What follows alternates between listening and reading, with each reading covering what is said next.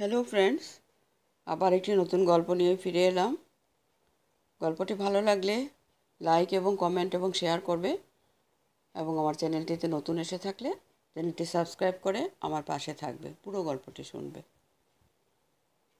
তোমরা আমার গল্প শোনো, ভালো লাগলো জেনে, তাই তোমাদের কাছে প্রতিদিনই একটা করে নতুন গল্প নিয়ে আসার চেষ্টা করি। প্রতিদিনের মতো আজও এলাম বাজার আগে মা এসে ডাক দিল, কিরে উঠ, কলেজ যাবি না? দু চারবার এপাশ ওপাশ করার পর ঝপ করে উঠে বসে পড়লাম বিছানায়। গতকাল স্যার একটা নতুন অ্যাসাইনমেন্ট দিয়েছে, একটা মানসিক হাসপাতালে গিয়ে একটা মানসিক রোগীকে পরীক্ষা করে রিপোর্ট তৈরি করতে হবে। একটু দেরি হলেও ঠিক সময় বাস পেয়ে যাওয়ায় এ যাত্রায় রক্ষা পেলাম।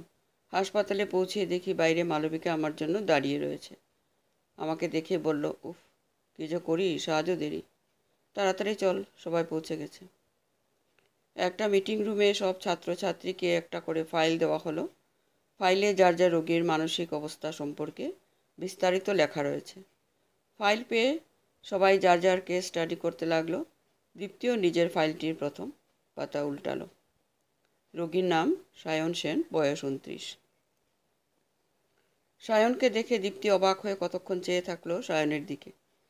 হাসপাতালের পরিচ্ছদেও সে কোনো ছবির নায়কের থেকে কম সুদর্শন না। এরকম একটি ছেলে মানসিক রোগী? দীপ্তির সঙ্গে সায়নের যে ডাক্তার চিকিৎসা করছেন, ডক্টর অভিজিৎ, সেও সায়নের ঘরে যায়। নিয়মিতভাবে অভিজিৎ পরীক্ষা নিরীক্ষা করে চলে গেলেন। দীপ্তি সায়নের মুখোমুখি বিছানার ওপর দিকে বসল। সায়ন একবার ঘুরে দীপ্তিকে দেখলো, আবার অন্য পাশে ফিরে বসে রইল।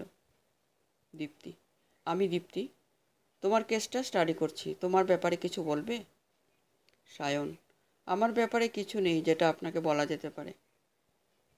এর আগে অনেক মানসিক রোগীকে দেখেছে দীপ্তি, কিন্তু এত স্বাভাবিকভাবে কথা বলতে সে কাউকে দেখেনি। দীপ্তি, আছে। কিভাবে তুমি এখানে এসেছো?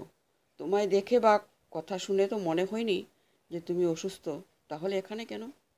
সায়ন, হা হা, সেই তো বেশ বললেন। দেখি কি করে বোঝা যাবে বলুন তো, যখন আমি তো আসলে পাগল নই, আমাকে জোর করে রাখা হয়েছে এখানে পাগল সাজিয়ে।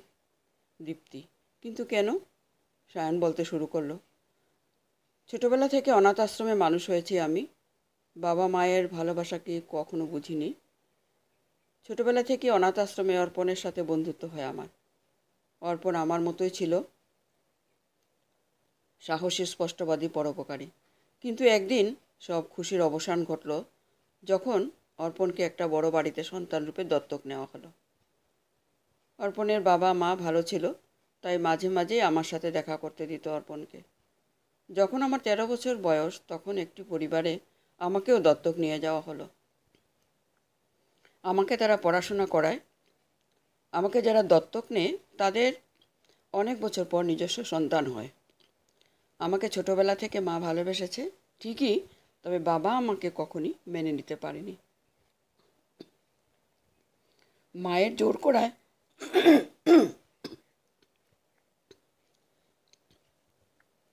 বাবা আমাকে দত্তক নেয়, মায়ের জোর করায়। ভাই আস্তে আস্তে যত বড় হতে থাকে ততই আমার প্রতি বাবার ঘৃণাটাও বৃদ্ধি পায়। এতটাই যে বাবা আমাকে মেরে ফেলার জন্য লোক লাগায়। একদিন বাবার ঘরে ঢুকতে গিয়ে শুনতে পাই বাবা ফোনে আমাকে মেরে ফেলার চক্রান্ত করছে। কলেজ থেকে ফেরার পথে চলন্ত ট্রেন থেকে ধাক্কা দিয়ে ফেলে দেবে এমনটাই ছক কষেছিল। তবে অর্পণের সাহায্যে আমি অন্য প্ল্যান বানাই। অর্পণ বাড়িতে মিথ্যে খবর পাঠায় যে বাড়ি ফেরার পথে রাস্তা পার হতে গিয়ে আমার বাসের সাথে ধাক্কা লাগে। হাসপাতালে নিয়ে যাওয়া হয়। আমায় বাবা দেখতেও আসেনি, আমাকে একবারও দেখতে আসেনি। আমিও পাগল হওয়ার অভিনয় শুরু করি অর্পণের কথা মতো, কাউকে চিনতে না পারার অভিনয়। পাগল ভেবে আমাকে ওই হাসপাতাল থেকে এখানে পাঠানো হয়। এখানে ভর্তি করার পর বাবা আমার থেকে মুক্তি পেয়েছে। অর্পণ বলল, মা ও ভাইকে নিয়ে সুখে আছে, যতই হোক নিজের পেটের সন্তান তো। দীপ্তি, কাউকে কিছু বলনি কেন? সায়ন, কী লাভ বলুন তো, কেই বা আছে আমার, কার জন্য বা লড়াই করব? কেউই তো নেই আমার। ছোটবেলায় বাবা মাকে ছাড়া বড় হয়েছি। অর্পণ একমাত্র বন্ধু আমার, তবে তার সাথে আমার এখানেই দেখা হয়। এই তো আপনি আসার আগেই ও দেখা করে গেল আমার সাথে। দীপ্তি, আমি আসছি, কাল আবার আসবো। সায়ন, বাইরে বেরিয়ে দীপ্তি সোজা বাথরুমে চলে যায়। বাবা মায়ের একমাত্র সন্তান দীপ্তি, সব রকম আদর ভালোবাসা পেয়েছে সে তার বাবা মায়ের কাছ থেকে। তবে এত দুঃখকে এত কাছ থেকে কখনো দেখেনি। কারুর জীবনে যে এত দুঃখ থাকতে পারে সে ধারণাও তার নেই।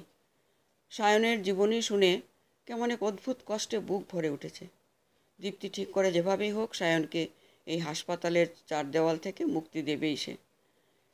যে জীবনটা সে পায়নি সেই জীবনটা তার প্রাপ্য, এমন একটা জীবনও দেবে সে। হাসপাতাল থেকে বাইরে বেরিয়ে পড়ে সে বাড়ির পথে। হাসপাতালের একটা ঘরে শুয়ে শুয়ে সায়ন দীপ্তির কথা ভাবছে। আজ পর্যন্ত অর্পণ ছাড়া আর কাউকে সে তার মনের কথা বলেনি। তবে হঠাৎ দীপ্তিকে দেখে কেমন এক আলাদা অনুভূতি হলো তার। এমন মায়ার চোখে আজ অবধি কেউ তাকে দেখেনি। তার জন্য কেউ দুফোঁটা চোখের জল ফেলেনি। দীপ্তি কেন তার দুঃখের কথা শুনে শুধু শুধু চোখের জল ফেলল? পরের দিন দীপ্তি সাত সকালে সায়নের কাছে গিয়ে জানিয়ে দিল যে সে হাসপাতাল কর্তৃপক্ষের কাছে সায়নকে ছেড়ে দেওয়ার দাবি জানিয়েছে। দীপ্তির বাবা বড় ডাক্তার, বড় নেতা মন্ত্রীদের সাথে তার আলাপ, সেই সুযোগটাই কাজে লাগিয়েছে দীপ্তি। দীপ্তি, চিন্তা করো না, তুমি যে এই হাসপাতাল থেকে কোথাও গেছো সে বিষয়ে কেউ জানতে পারবে না। সায়ন, কিন্তু আমার এখানে থাকতে কোনো অসুবিধা ছিল না, আপনি কেন এসব করতে গেলেন শুধু শুধু? দীপ্তি, তার মানে? তোমার মাথাটা বোধহয় সত্যি খারাপ হয়ে গেছে, তুমি এইভাবে সারা জীবন কাটাতে চাও? সায়ন, আপনি বুঝবেন না, যার এই পৃথিবীতে কোথাও যাওয়ার জায়গা নেই, সে যদি কোথাও আশ্রয় পায়, দুবেলা দুমুঠো ভাত পায়, তাহলে সেটাই তার কাছে সুখ। দীপ্তি এবার বুঝতে পারলো যে এত অত্যাচার সহ্য করেও কেন সে কিছুই বলেনি কাউকে, আর কী কারণে সে হাসপাতাল থেকে মুক্তি চাইছে না। দীপ্তি, আপনার থাকার কোনো অসুবিধা হবে না, একটু দাঁড়ান। দীপ্তি সায়নের ঘর থেকে বেরিয়ে তার বাবাকে ফোন করলো। বাবা, হে মা, বল। দীপ্তি, বাবা, তোমাকে ওই রোগীটার কথা বলেছিলাম না? বাবা, হ্যাঁ, আমি সব ওর ব্যাপারে কথা বলে নিয়েছি, ওকে কাল পরশুর মধ্যে সব কাগজপত্র তৈরি করে ছেড়ে দেবে। দীপ্তি, বাবা, বলছি যে ওর কোনো থাকবার জায়গা নেই, ও যদি আমাদের বাড়িতে থাকে তাহলে কি তোমার কোনো অসুবিধা হবে? বাবা, আমাদের বাড়িতে থাকবে মানে এ কী বলছিস তুই মা? একটা অচেনা ছেলে, একদিন মাত্র আলাপ, কিভাবে নিজেদের বাড়িতে নিয়ে আসবি তুই তাকে? দীপ্তি, বাবা প্লিজ, ওর কোথাও যাওয়ার জায়গা নেই, তুমি তো একজন ডাক্তার, এটা তো আমাদের কর্তব্য অন্যদের সাহায্য করা, প্লিজ বলুন বাবা, না করো না। বাবা, ঠিক আছে, ও আমাদের বাড়িতে থাকতে পারে, আমি জানি তুই যা করবি ভেবেচিন্তেই করবি। ফোন রেখে দীপ্তি সায়নের ঘরে গেল। দীপ্তি, এখান থেকে ছাড়া পেয়ে তুমি আমাদের বাড়িতে থাকবে, আমি আমার বাবার সাথে কথা বলে নিয়েছি। সায়ন, কিন্তু আপনি কেন? দীপ্তি, কোনো কিন্তু না, কিছু খেয়েছো? সায়ন, হ্যাঁ, ওই যে বললাম এখানে আমার কোনো অসুবিধে হচ্ছে না। আচ্ছা, আপনি আমার এত উপকার কেন করছেন? দীপ্তি, কারণ তুমি খুব ভালো মনের মানুষ আর এই জিনিসগুলো তোমার প্রাপ্য না। আচ্ছা, তুমি কি তোমার বাবা মাকে কোনো দিনই দেখোনি? সায়ন, বাবার কথা মনে নেই, তবে মাকে দেখেছি। যতদূর মনে আছে, যখন আমার 6 বছর বয়স হবে তখন আমার মা সেই অনাথ আশ্রমে রেখে গেছে। আমার মায়ের মুখটা এখনও মনে আছে। দীপ্তি, কী নাম ছিল তোমার মায়ের? সায়ন, সম্পূর্ণা রায়। মা অনেক ভালোবাসতো আমাকে। আমাকে যখন দত্তক নেওয়া হয় তখন ভেবেছিলাম একটা নতুন পরিবার পেয়েছি।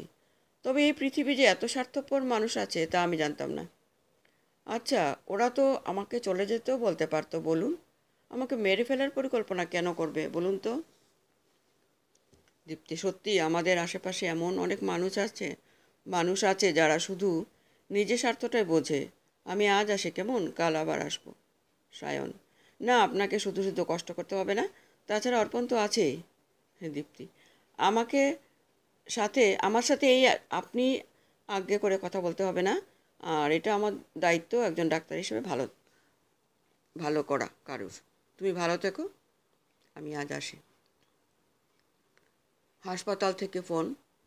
দীপ্তি, হ্যালো, কণ্ঠস্বর, আমি কি ডাক্তার দীপ্তি মজুমদারের সঙ্গে কথা বলছি? দীপ্তি, হ্যাঁ বলুন, আমি দীপ্তি বলছি। কণ্ঠস্বর, সায়ন চৌধুরীর সব কাগজপত্র তৈরি, আপনি ওনাকেই নিয়ে যেতে পারেন আজ। দীপ্তি, হ্যাঁ, আমি এখনই আসছি। ফোন কাটার পর দীপ্তির চোখে মুখে এক অন্যরকম খুশির আভাস এলো। আজ থেকে সায়ন তাদের বাড়িতে থাকবে, এটা ভেবেই সে অনেক খুশি হচ্ছে। ছোটবেলা থেকে সে বড়ই একা, মা বাবার ভালোবাসার কোনো খামতি রাখেনি ঠিকই, তবুও কাউকে নিজের মনের কথা বলা, কারোর সাথে শৈশব ভাগ করে নেওয়ার মতো কাউকে সে পায়নি। মালবিকার সাথে তার কলেজে আলাপ, তবে সেও নিজের জীবন নিয়ে তার বন্ধু রাহুলকে নিয়ে ব্যস্ত থাকে। ওদের প্রেমটা ভারী মিষ্টি, সম্ভবত স্কুল থেকেই তাদের সম্পর্ক। সে রোজই মালবিকার জন্য কলেজের বাইরে দাঁড়িয়ে থাকে। মালবিকা রাহুলকে দেখে খুব ভালো লাগে দীপ্তির। তাড়াতাড়ি স্নান করে তৈরি হয়ে নিল দীপ্তি। মা, কিরে এত সকাল সকাল উঠে কোথায় যাচ্ছিস? দীপ্তি, মা তোমাকে বলেছিলাম না সায়নের কথা, ওকে আজ হাসপাতাল থেকে ছেড়ে দেবে। হাসপাতাল থেকে ফোন এসেছিল, তুমি আজ ভালো রান্না করে রেখো কিন্তু, সায়নকে দেখাতে হবে না আমার মা কত ভালো রাঁধুনি। মা, ওরে শয়তান মেয়ে, তুমিও তোমার বাবার মতো হয়েছো না? তোর বাবা যখনই কাউকে নিমন্ত্রণ করে তখনই আমাকে বলে যে ওদের দেখাতে হবে না তুমি কত ভালো রাঁধুনি। তুই চিন্তা করিস না, সাবধানে যা। আর শোন, আমি উপরের ঘরটা মালতীকে দিয়ে পরিষ্কার করিয়ে রাখবো, সায়নকে ওই ঘরে থাকতে বলিস।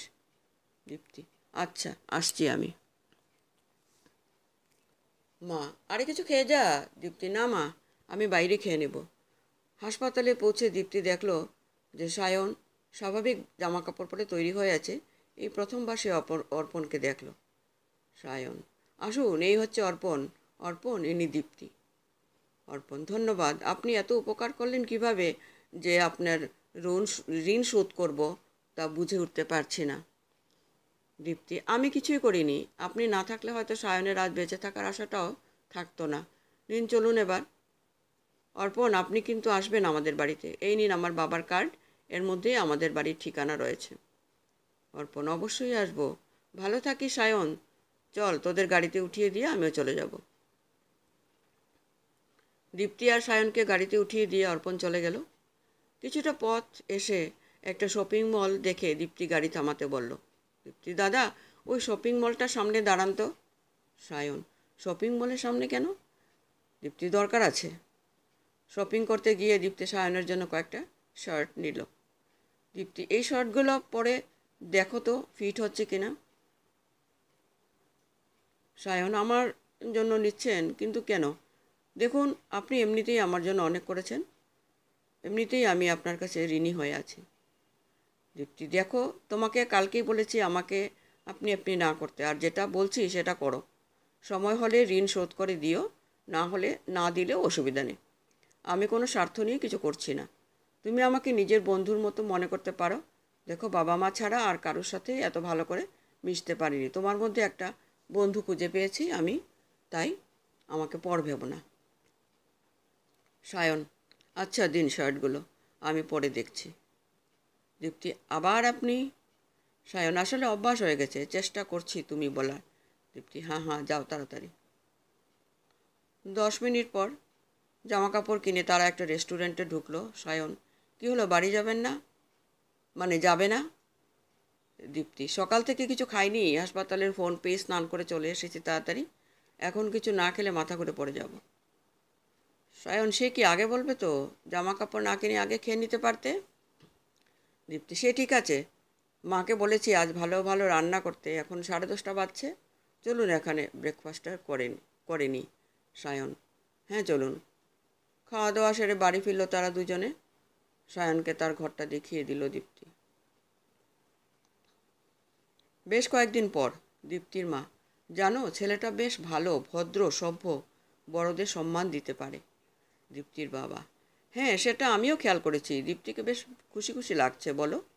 দীপ্তির মা, হ্যাঁ গো, ছোট থেকে তো আমাদের সাথেই কেটেছে, খেলাধুলো, পড়াশোনা সবই এই 4 দেয়ালের মাঝে। যেন আমাদের মেয়ের মধ্যে যে এত মায়া মমতা আছে দেখে খুব ভালো লাগছে। ঠিক এইভাবে তুমি আমাকে আর আমার বাবা মাকে যখন এই বাড়িতে আশ্রয় দিয়েছিলে একদিন, বাবার চিকিৎসায় যখন সব টাকা শেষ হয়ে যায়, বাড়ি ভাড়া না দেওয়ায় যখন বাড়িওয়ালা আমাদের বের করে দেয়, তুমি আমাদের আশ্রয় না দিলে যে কী করতাম তা আজও ভাবছি। দীপ্তির বাবা, উফ, তুমি আবার সেসব দিনের কথা নিয়ে পড়লে কেন? আচ্ছা, তোমাকে একটা কথা বলতে ভুলে গেছি, সায়নের জন্য দীপ্তি একটা চাকরির কথা বলেছিল। আমি আমার চেনা একজনের সঙ্গে কথা বলেছি, ওনার নিজস্ব ব্যবসা কলকাতার বুকে, 3টি অফিস, তার মধ্যে কোনো একটি অফিসে সায়নের চাকরি হয়ে যাবে। তাছাড়া ছেলেটি বেশ ভালোই শিক্ষিত। দীপ্তির মা: এটা তুমি খুব ভালো করেছো গো। চাকরিটা পেলে ও ভালো লাগবে, সারাদিন বাড়িতে থাকতে ওর হয়তো ভালো লাগবে না। পরের দিন: দীপ্তি: আসতে পারি? সায়ন: হ্যাঁ আসো, তোমারই বাড়ি আর তুমি আমাকে জিজ্ঞেস করছো আসবে কি না। দীপ্তি: বাড়িটা আমার হলেও ঘরটা কিন্তু তোমার, কারুর ঘরে যাওয়ার আগে তো পারমিশন নেওয়াটা গুড ম্যানার্স। সায়ন হেসে: তোমার সাথে কোনো কথায় পারা যায় না দেখছি। দীপ্তি: হ্যাঁ তা ঠিক বলেছ। শোনো, বাবা তোমার জন্য একটি চাকরি দেখেছে, সামনের সপ্তাহের মধ্যে তোমায় ডাকতে পারে। তোমার সব সার্টিফিকেটগুলো কোথায়? ওগুলো তৈরি করো কিন্তু। সায়ন: এই রে, ভুলেই গেছি, সব সার্টিফিকেটগুলো তো অর্পণের কাছে। আমাকে মেরে ফেলার চক্রান্ত করেছিল জেনে আমি সব দরকারি কাগজপত্র আমার সঙ্গে নিয়ে বেরিয়েছিলাম। হাসপাতালে ভর্তি করার আগে সেগুলো অর্পণকে দিয়ে দিয়েছিলাম। আমি আজই ওর থেকে ওগুলো নিয়ে আসব। দীপ্তি: বিকেলে যেও আনতে, এখন তাড়াতাড়ি তৈরি হয় না, একটা ভালো সিনেমা আছে, আমরা সবাই মিলে দেখতে যাব। সায়ন: আমি? দীপ্তি: হ্যাঁ তুমিও, আমরা সবাই যাব। বাবা টিকিট কেটে এনেছে কাল রাতে, আমার প্রিয় নায়কের সিনেমা, তাই বাবা এনেছে। সায়ন: তোমাকে আঙ্কেল অনেক ভালোবাসে না? দীপ্তি: হ্যাঁ অনেক। যাও এবার, তাড়াতাড়ি, দেরি হয়ে যাবে না হলে। সিনেমা দেখার পর রেস্টুরেন্টে খেয়ে দীপ্তি আর সায়ন অর্পণের থেকে সায়নের সার্টিফিকেট ও বাকি জরুরি কাগজপত্র নিয়ে বাড়ি ফিরে গেল। 4 দিন পর সায়নকে ডাকা হলো চাকরির ইন্টারভিউয়ে, এবং সায়নের পরীক্ষার মার্কশিট দেখে তাকে অনায়াসে চাকরি দিয়ে দিল তারা। দীপ্তি: হ্যালো, কেমন হলো ইন্টারভিউ? সায়ন: আমাকে ওরা সিলেক্ট করে নিয়েছে। দীপ্তি: বাহ, কি দারুণ একটা খবর দিলে। সায়ন: এই সব কিছুর কৃতিত্ব তোমার। তুমি আমার জীবনটা কোথা থেকে কি করে দিলে। আমি তো ওই হাসপাতালের জীবন কাটাতে রাজি ছিলাম। সত্যি আমি চিরকালের জন্য তোমার কাছে ঋণী হয়ে থাকব। দীপ্তি: উফ, সেই এক গান গেয়ে চলো তুমি সবসময়। আজকে কিন্তু আমাকে ট্রিট দিতে হবে, এত সহজে ছাড়বো না। সায়ন: হ্যাঁ নিশ্চয়ই, বাড়ি ফিরে তোমাকে একটা প্ল্যান বানাবো, আজ সবাই বাইরে খাবো। দীপ্তি: সবাই না, শুধু আমরা। মা আর বাবা দুদিনের জন্য কাকুর বাড়ি গেছে, পরশু ফিরবে। বাড়িতেই কিছু অর্ডার করে খেয়ে নেওয়া যাবে। তুমি অর্পণকে ডেকে নাও, আমি এদিকটা সব দেখে নিচ্ছি। বাড়িতে দীপ্তি সায়নের চাকরি পাওয়ার সুবাদে একটা ছোট পার্টির আয়োজন করলো। সেখানে মালবিকা আর তার বন্ধুকেও ডাকলো। বাড়িতে নানা খাবার আনা হলো, সাথে একটু মদ্যপানের ব্যবস্থা করা হলো। এর আগে কেউই কখনো নেশা করেনি অর্পণ ছাড়া। 2-1 প্যাক খেয়ে মাথা ঘুরতে শুরু করলো তাদের। দেখতে দেখতে রাত বাড়ল, একে একে সবাই রাতের খাবার খেয়ে বিদায় নিল। সায়ন: আমিও ঘরে যাই, অনেক রাত হলো, মাথাটাও খুব ঘুরছে। দীপ্তি: না দাঁড়াও। সায়ন: কি হলো আবার? দীপ্তি: বাবা মা নেই, তোমার ঘরটা উপরে, নিচে আমি একা, আমার খুব ভয় করছে। সায়ন: তাহলে? দীপ্তি: একটু পরেই তো সকাল হয়ে যাবে, ততক্ষণ না হয় জেগে থাকি। সায়ন: আচ্ছা। দীপ্তি: চলো, ছাদে যাবে। সায়ন: এত রাতে? দীপ্তি: হ্যাঁ চলো না, এখানে এমনিও বোর হবো, বাইরে ভালো হাওয়াও দিচ্ছে, সময়ও কেটে যাবে। 10 মিনিট পর ছাদে। দীপ্তি: কেমন লাগলো নতুন অফিস? সায়ন: ভালো, সবই তো তোমার জন্য। এত কম সময়ে কত ভালো বন্ধুত্ব হয়ে গেছে আমাদের। জানো, তোমার এই পরিবারটা দেখে খুব ভালো লাগে আমার। কাকু কাকিমা কত ভালো। দীপ্তি: আর আমি? সায়ন: তোমার কথা কি বলবো, অনাথ একটা ছেলে আমি। কথাটা শেষ করার আগে দীপ্তি সায়নকে জড়িয়ে ধরল। দীপ্তি: শোনো, আজকের পর আর পুরনো কথা বলবে না, এখন এটাই তোমার পরিবার, বুঝলে? আমাদেরকে ছেড়ে কখনো যাবে না তুমি, আমরা একসাথে থাকবো সারা জীবন। সায়ন: কিন্তু দীপ্তি, আমার সে যোগ্যতা নেই। আমার মতো ছেলের কাছে এই একটা স্বপ্ন, যেটা দেখা সহজ কিন্তু পাওয়া খুব কঠিন। দীপ্তি: আমি তোমায় ভালোবেসে ফেলেছি সায়ন। দীপ্তি আর নিজের চোখের জল ধরে রাখতে পারল না। সায়ন দীপ্তির হাতটা নিজের হাতে ধরল। সায়ন: আমি যে তোমায় কতটা ভালোবাসি সেটা হয়তো বলে বোঝাতে পারবো না, শুধু তোমাকে না, তোমাদের সবাইকে। কিন্তু জানি না আমার ভাগ্যে তোমাদের সাথে থাকার সুখ আদৌ আছে কিনা। আমি তোমাকে কথা দিচ্ছি দীপ্তি, আমি যেদিন তোমার যোগ্য হয়ে যাব সেদিন নিজে তোমার বাবার সাথে কথা বলবো। দীপ্তি: আমি নিশ্চিত তুমি পারবে। দীপ্তি সায়নের কাঁধে মাথা রেখে ঘুমিয়ে পড়ল। সায়ন দীপ্তির দিকে তাকিয়ে বাকি রাতটা কাটিয়ে দিল।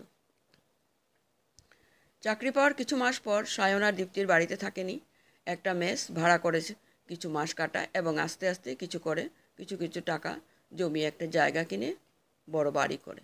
3 বছর পর দীপ্তির বাবাকে সায়ন কিছু না জানালেও সে ঠিকই বুঝে যায় তাদের ভালোবাসার কথা। একটা ভালো দিন দেখে সায়ন ও দীপ্তির বিয়ে ঠিক করে ফেলে। একদিন দীপ্তি এবং সায়ন বিয়ের কেনাকাটা সেরে বাড়ি ফেরার পথে একটা রেস্টুরেন্টে ঢোকে। খাওয়া দাওয়া শেষ করে বিল মিটিয়ে বেড়াতে যাবে এমন সময় একটি অতি পরিচিত গলার আওয়াজ শুনে সায়ন থেমে যায়। দীপ্তি: কী হলো, থেমে গেলে কেন? সায়ন: দীপ্তি, এই গলাটা না আমার খুব চেনা, আমার মায়ের গলা। দীপ্তি: মা? মানে যারা তোমায় দত্তক নিয়েছিলেন তিনি? সায়ন: না দীপ্তি, আমার মা, আমার জন্মদাত্রী মা। ওই যে দীপ্তি ওই টেবিলে বসে আছে। দীপ্তি: যাও সায়ন, মায়ের সাথে কথা বলো। সায়ন: কিন্তু দীপ্তি, মা তো একা নেই, ওনার সাথে একজন ভদ্রলোক এবং একটি ভদ্রমহিলাও রয়েছেন। তাছাড়া মা কি আমাকে চিনতে পারবে? মা যদি আমাকে চাইতো তাহলে কি আমাকে সে অনাথ আশ্রমে রেখে আসতো? দীপ্তি: হয়তো কোনো কারণ ছিল এমনটা করার পেছনে। এত বছর পর মাকে পেয়ে এভাবে চলে যাবে? সায়ন, চুপ করে থেকো না, যাও মায়ের সাথে কথা বলো। সায়ন কয়েক পা এগিয়ে যাচ্ছিল, হঠাৎ তার মা তাকে খেয়াল করতেই চেয়ার ছেড়ে উঠে তার দিকে দৌড়ে এসে তাকে জড়িয়ে ধরে। সায়নের মা: বাবা, কোথায় ছিলিস তুই এত বছর ধরে? কত খুঁজেছি তোকে বাবা আমার। সায়ন: তুমি তো নিজেই আমাকে দূরে সরিয়ে দিয়েছিলে মা। সায়নের মা: না বাবা, তখন আমি বাধ্য হয়ে তোকে অনাথ আশ্রমে রেখে আসি। তোর জন্মের পর তোর বাবা আমাকে ছেড়ে চলে যায়। 6 বছর ধরে অনেক লড়াই করে তোকে বড় করে তুলেছিলাম। তোর বাবা একদিন হঠাৎ করে ফিরে আসে নতুন নতুন বউকে নিয়ে এবং আমাদেরকে রাস্তায় বের করে দেয়। তখন তোকে অনাথ আশ্রমে রেখে আসা ছাড়া আমার আর কোনো উপায় ছিল না রে। সায়ন: এত বছর তুমি কোথায় ছিলে মা? সায়নের মা টেবিলে বসা সেই ভদ্রলোক আর ভদ্রমহিলাকে দেখিয়ে বলে, আমি এনাদের সাথে ছিলাম। ক্ষুধা কষ্ট যখন রাস্তায় রাস্তায় ঘুরে বেড়াচ্ছিলাম তখন একদিন ওনারা আমাকে দেখতে পায়। ওনারা খুব ভালো মানুষ রে বাবা, ওনাদের নিজস্ব এনজিও আছে। এরকম কত মানুষকে পথের থেকে তুলে নিয়ে সেখানে ঠাঁই দিয়েছে এনারা। আমাকেও সেই এনজিওতে একটা কাজ দেয়। ওনাদের কোনো সন্তান নেই, আমাকে ওনারা নিজের বাড়িতেই রেখেছেন সযত্নে। সায়ন: মা তোমাকে একজনের সাথে আলাপ করাবো, আসো আমার সাথে। সায়ন দীপ্তির কাছে নিয়ে যায় তার মাকে। দীপ্তি প্রণাম করে সায়নের মাকে। সায়ন: মা ও দীপ্তি, আমাদের বিয়ে পরশুদিন। সায়নের মায়ের চোখে খুশির চমক দেখা যায়। দীপ্তি আর সায়নকে জড়িয়ে ধরে। সায়ন: মা, আজ থেকে তুমি আমার সাথে তোমার নিজের বাড়িতে থাকবে। আমি অনেক ভালো চাকরি পেয়েছি মা, তোমাকে আমি আর দূরে থাকতে দেব না। সায়নের মা: আসবো বাবা, আমি তোকে আর হারাতে চাই না। আজই আসবো আমি। চল ওনাদের সাথে দেখা করে আসি। সেই ভদ্রলোক আর ভদ্রমহিলাকে সব জানিয়ে তারা বিদায় নিল। দীপ্তির বাড়িতে গিয়ে দীপ্তির মা বাবার সাথে সায়ন তার মায়ের পরিচয় করিয়ে দিল। পরের দিনটা বিয়ের তোড়জোড় করতেই কেটে গেল। এতদিন সায়নের পাশে কেউ ছিল না, তবে আজ তার মা তার পাশে থাকায় সে খুবই খুশি। দেখতে দেখতে সায়ন আর দীপ্তির 4 হাত এক হয়ে গেল। আজ সায়ন আর দীপ্তির ফুলশয্যার রাত। সায়ন ঘরে ঢুকে দীপ্তিকে দেখে আর চোখ ফেরাতে পারল না। সায়ন: কি অপূর্ব লাগছে তোমায়, ঠিক একটা স্বপ্নের মতো। দীপ্তি লজ্জায় মুখ লুকায়। সায়ন তার কাছে গিয়ে কানে কানে বলে, আগে পাগল না থেকেও পাগল হওয়ার অভিনয় করতে হয়েছিল, তবে এখন সত্যি তোমায় ভালোবেসে পাগল হয়ে গেলাম। নমস্কার, আজকের গল্প এখানেই শেষ করছি।